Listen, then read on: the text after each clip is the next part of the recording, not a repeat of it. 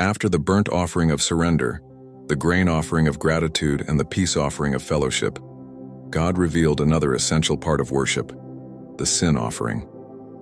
Leviticus 4 shows that even among a redeemed people, sin still happens, not open rebellion but unintentional sin, the kind that slips in through weakness or ignorance.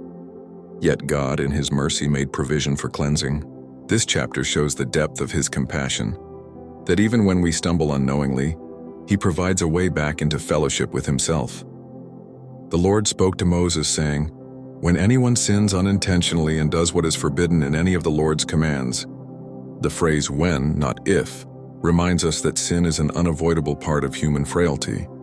But God's grace meets that reality with atonement. The type of offering depended on who sinned, because the sin of a leader or priest carried wider consequences than that of an individual.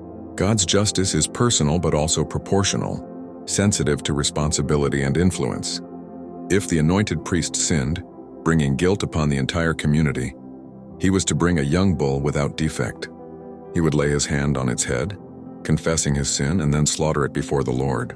The priest would take some of the blood into the tent of meeting, dip his finger in it and sprinkle it 7 times before the Lord, a number of completeness, in front of the curtain that separated the holy place from the most holy. Then he would put some of the blood on the horns of the altar of incense, and pour the rest at the base of the altar of burnt offering. The fat and inner parts were burned on the altar, but the rest of the animal was taken outside the camp and burned there, showing that sin must be removed from God's presence. The priest himself, though consecrated, needed atonement, a reminder that no one is exempt from God's holiness. If the whole Israelite community sinned unintentionally and became guilty, the elders were to bring a young bull as a sin offering. They would lay their hands on its head, representing the nation's confession. The priest would then make atonement for them, and the entire community would be forgiven. If it was a leader who sinned, he was to bring a male goat without defect, acknowledging personal responsibility before God. Leadership carries weight. Influence demands accountability. Even rulers must bow to divine law. If it was one of the common people, the offering could be a female goat or lamb without defect, accessible and attainable. God's grace extended to every level of His people. No one excluded, no sin too small. In each case, the priest made atonement for the sinner and they were forgiven. That phrase appears repeatedly throughout this chapter, a refrain of mercy echoing through the law. And they will be forgiven. The sin offering was not a punishment but a provision. It taught Israel that sin, even when unintentional, still disrupts fellowship, but that God is ready to forgive when repentance and faith are shown. The blood sprinkled, the fat burned, the carcass carried outside the camp.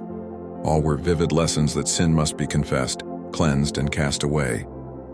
Ultimately, the sin offering points to Jesus Christ, who became the final and perfect sacrifice for sin. Hebrews 13:11-12 recalls this imagery. The bodies of those animals whose blood is brought into the most holy place are burned outside the camp. And so Jesus also suffered outside the city gate to make the people holy through His own blood. He bore our guilt outside the camp on the cross, fulfilling what Leviticus only foreshadowed. His blood was sprinkled once for all, not on an altar made by hands but in the heavenly sanctuary, securing eternal forgiveness. Leviticus 4 reveals the tenderness of God's holiness. He does not overlook sin, yet He makes a way for restoration. Even unintentional wrongs matter to Him, because holiness touches everything. But in His love, He calls the sinner not to despair but to cleansing. Forgiveness is not earned. It's received through the blood of a substitute, and for us today, that substitute is Christ, whose sacrifice forever speaks, and they will be forgiven. Next comes Leviticus 5, where we learn about confession and restitution, the practical steps of repentance when sin has caused harm to others.